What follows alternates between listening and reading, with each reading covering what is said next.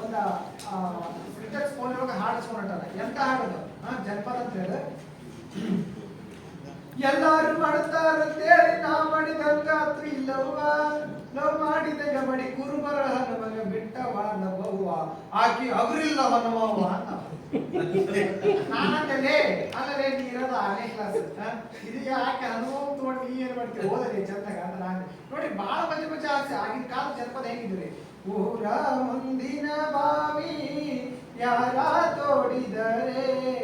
ಕಾಲು ಜಾರಿದರ ಕೈಲಾಸ ಮಗಳೇ ಕಾಲು ಜಾರಿದರ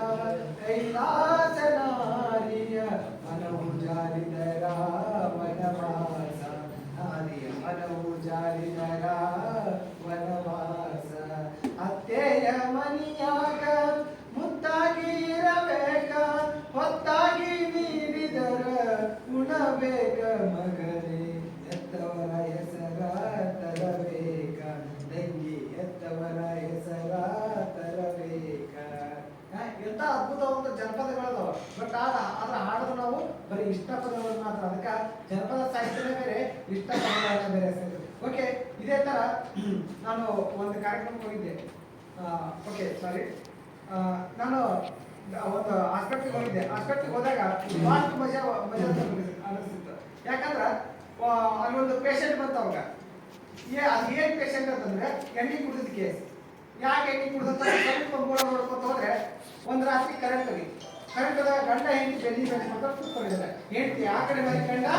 ಈ ಕಡೆ ಬಾರಿ ಹೆಂಡತಿಗೆ ಕತ್ಲ ಭಯ ಆಗಿದೆ ರೀ ಸ್ವಲ್ಪ ಈ ಕಡೆ ತಿರುಗ್ತೀರಾ ನನಗೆ ಭಯ ಆಗ್ತದೆ ಅಂತ ಹೆಂಡತಿ ಗಂಡ ಅಂದ ಅವಲ್ಲಪ್ಪ ತಿರುಗಿದ್ರೆ ನನಗೆ ಭಯ ಆಗುತ್ತಾ ಅಂದ ಎಷ್ಟಾದ ತಕ್ಷಣ ಹೆಂಡತಿ ಗಾಡಿ ಪೆಟ್ರೋಲ್ ಗಟ್ಟ ಒಂದು ಲೀಟರ್ ಕೊಡ್ಬಿಟ್ಟಿದ್ದಲ್ಲ ಡಾಕ್ಟರ್ ಅಂತ ಕರ್ಕೊಂಡು ಬಂದ ಡಾಕ್ಟ್ರೇ ನನ್ನ ಹೆಂಡತಿ ನೀವು ಕಾಪಾಡ್ಬೇಕು ಡಾಕ್ಟ್ರೆ ಯಾಕೋ ಏನಾಗೈತಿ ನನ್ನ ಹೆಂಡತಿ 1 ಲೀಟರ್ ಪೆಟ್ರೋಲ್ ಕೊಡ್ತಿದ್ದಾರೆ ಏನ್ ಮಾಡಕ್ ಗೊತ್ತಾ ನನ್ ದಿಕ್ಕಾದ ಸ್ವಲ್ಪ ಡಾಕ್ಟ್ರೆ ಅಂದ ನೀ ಏನ್ ತಲೆ ಕೆಡಿಸಿ ಬಿಡ್ತಮ್ಮ 60 ಕಿಲೋಮೀಟರ್ ಓಡಾಡ್ಸ್ಬಿಡುತ್ತ ಅನಕಲೆ ಆಸೆ ಓಕೆ ಇದೇ ಕಾರ್ಯಕ್ರಮಕ್ಕೆ ಮತ್ತೊಬ್ಬ ನಟರನ್ನ ಕರ್ಕೊಂಡು ಯಾರು ನಮ್ಮ ಟೆನ್ನಿಸ್ ಕೃಷ್ಣನ್ ಅವ್ರನ್ನ ಟೆನ್ನಿಸ್ ಕೃಷ್ಣನ್ ಅವರು ಇಂಟರ್ವ್ಯೂ ಅಂತ ಸರ್ ಇಂಟರ್ವ್ಯೂ ಏನ್ ಕೇಳಿರ್ತಾರೆ ನಿಮಗೆ